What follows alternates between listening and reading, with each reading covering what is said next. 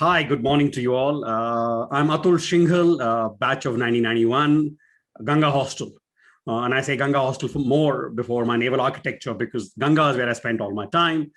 Currently based in Bangalore, I'm an entrepreneur with a couple of startups and absolutely looking forward to sharing some of my thoughts and insights about the journey so far.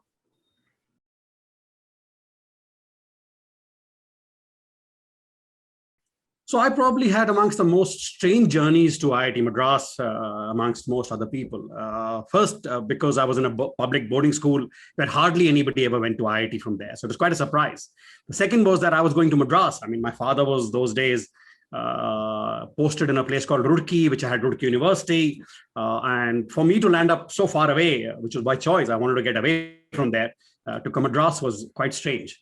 I remember somebody telling me I was on a train journey and somebody asked me, where are you? And I said, I'm in IIT Madras. So yeah, it's very difficult to get into colleges in the north and hence you had to come to the south.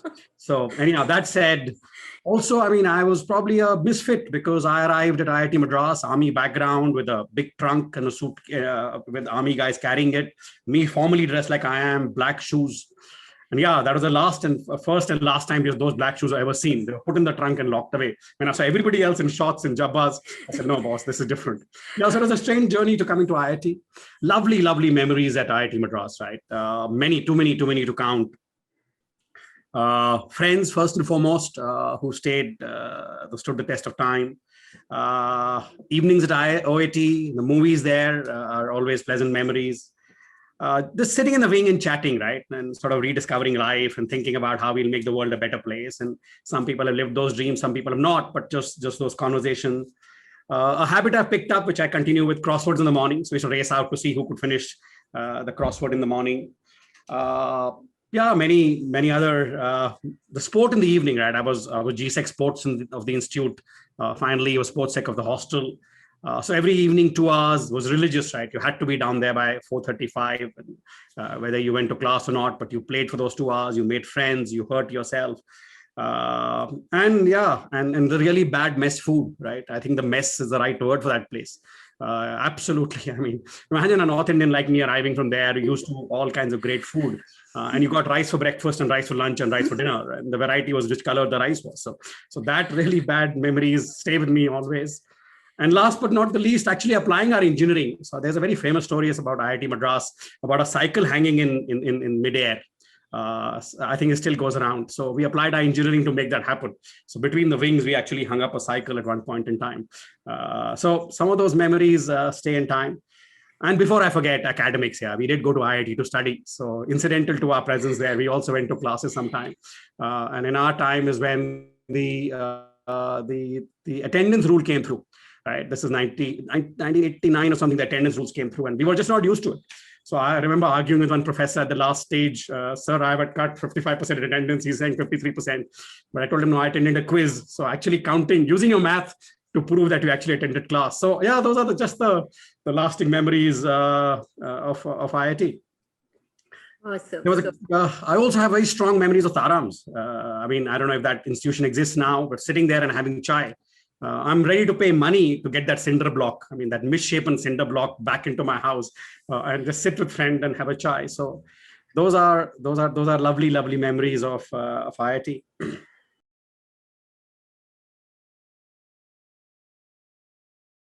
So I think a combination of factors. One was, I think I was not intelligent enough or sharp enough to go abroad, right? You had to be very strong in academics. And first term brought me a lot of humility, right? I walked into, I thought I was a catch whiskers, NTS scholar from Rajasthan, got into IIT.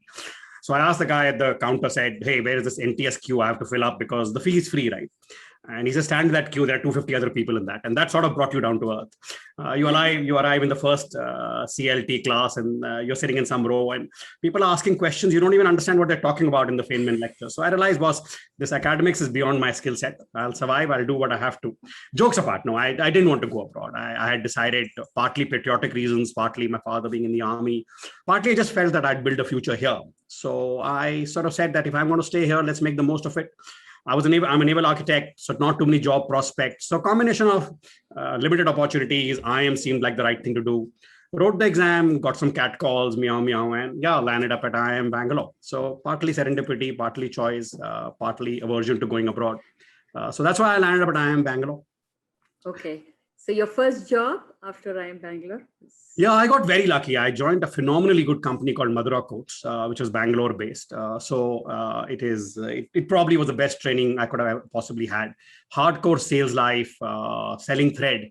There's a famous story. My elder brother is also in the army, right? So my father, who was a lieutenant general, introducing the two sons, talks about my elder brother says, and I'll use a bit of Hindi, meet my elder son, Ahmad Kaur, this, that, and he turns to me and says, "Ye dhaga bechta hai," right? So was IIT, IIM, you think you're the cat's whisker, you're sort of like really arrived, and here he sees you as a dhaga bechta hai. But jokes apart, 5 years of absolutely phenomenal on the ground learning of how to run a company, right? And the company gives you immense training, immense possibilities.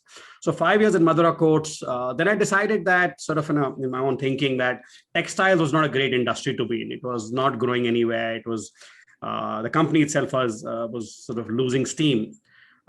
Did my own analysis, realized that banking was a perennial industry. So switched to Standard Chartered. There was a absolutely maverick boss who decided that he wanted non-banking guys to come and do banking because they would bring a new flavor. So a team of us joined Standard Chartered those days.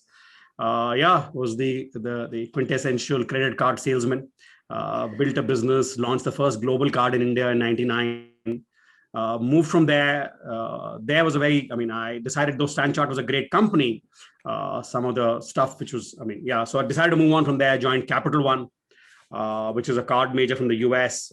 But strangely, though it's a US company, I landed up in South Africa with them. So they had a joint venture in South Africa. It was an absolutely brilliant experience. 7 years of work, life, travel, everything came together in South Africa. So spent 7.5, 8 years, glorious years abroad. Came back to India in 2008 so I had the Lehman Brothers happened to me twice, literally. So I was building like you were saying, I was a corporate entrepreneur. So I had the chance to build a business from an ideation stage, spending $100 million to build a complete bank and an insurance company and a general insurance company in the digital world in 2006, 2007. But for financial crisis reasons, we couldn't take the business live. So I came back to India in 2008 with the group, Old Mutual itself, which was a JV with Capital One, to set up an asset management industry company, right? So we had applied for a SEBI license, and I was setting up an AMC and a wealth management company. But Lehman Brothers again happened once we just sort of got the process going. So I decided enough is this. There's the writing on the wall that corporate world is not for you. God had been kind. I'd got very senior. So I decided not to go back to corporate life. So I took a year sabbatical, traveled, at the back end of that, decided that maybe I should try entrepreneurship.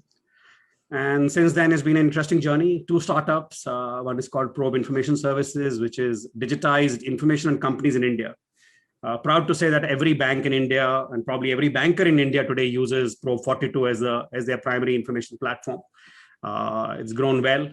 And the other is a wealth management platform called Scripbox, which is where I am speaking from now. That's grown well. It's now probably recognized as India's #1 digital wealth manager. More than sort of 75,000-80,000 customers trust us with their money. We manage nearly $500 million of assets. So it's been an interesting journey for the last 10 years since I became an entrepreneur. So that's where I am now.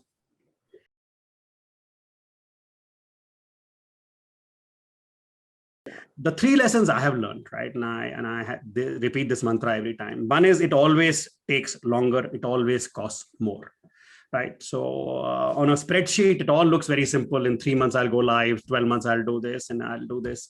And it doesn't work that way in the real world. When the plans hit the road, they all come unstuck, right? So just be mentally prepared if you're an entrepreneur, that it will take longer and it'll cost more, because on a spreadsheet you try to be frugal, but there are things which are out of your control. So just be mentally ready for it. I'm not saying you don't over budget or whatever. Second is cash is king. Cash is king. Cash is king. You have to have money to live your dreams, to build something meaningful. If you're looking for scale, if you're looking for something big, you want to build a lifestyle business and you want to be frugal and bootstrap. I'm not saying that you need to, as somebody famously said, more people die of overeating than hunger. So don't get overfunded, but remember, respect cash, right? Always have enough money to do what you have to do. Last but not the least is, especially for people on this podcast, because we're all techies, and sales. The winner is always sales. You have to build a sales capability. You have to respect people who are in sales.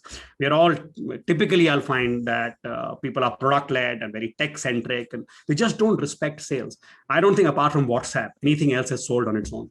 Right. So, and that's one out of say 100 million companies. Right. So unless you have the sales capability, unless one of your co-founders is inherently a salesperson and enjoys selling, enjoys the door being slammed on their face, it's going to be very difficult. So yeah, sales. And the number of people I mentor, and you ask them, especially the techies, no, but I don't trust them. No, but I don't know.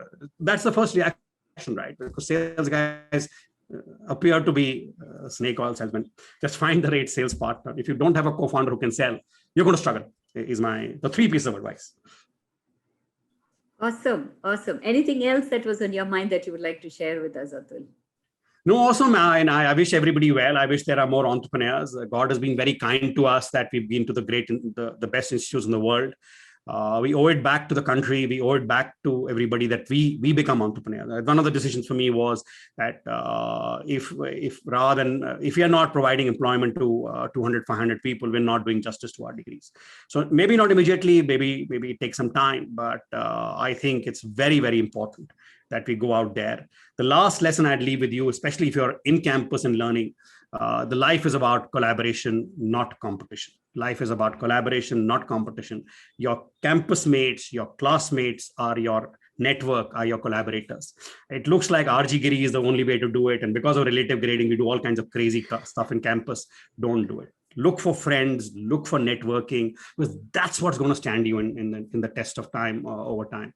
It's all about collaboration. I can't emphasize that over and over again. I find the people who are socially good in campus are the people who've been more successful. Typically, I mean, I'm generalizing, but just make sure that you use the time on campus to make friends, to network, to employ, to learn, to socialize. Do academically well. We're here to learn, but do not underestimate the value of the social connect.